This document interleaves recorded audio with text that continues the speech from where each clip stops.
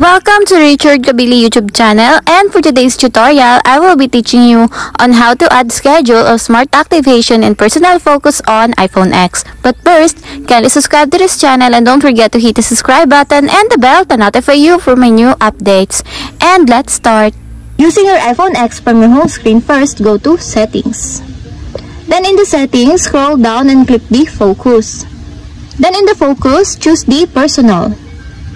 Then in the personal focus, scroll down and go to this part, then click the add schedule. Then after that, click the schedule that you want. For example, you want to schedule it for time, then click time and just change the schedule time that you want. And if you're done, just click done.